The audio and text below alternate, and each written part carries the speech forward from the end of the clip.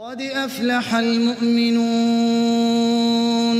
الذين هم في صلاتهم خاشعون والذين هم عن اللغو معرضون والذين هم للزكاة فاعلون والذين هم لفروجهم حافظون إلا على أزواجهم أو ما ملكت أيمانهم فإنهم غير ملومين فمن ابتغى وراء ذلك فأولئك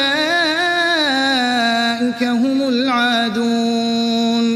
والذين هم لأماناتهم وعهدهم راعون والذين هم على صلواتهم يحافظون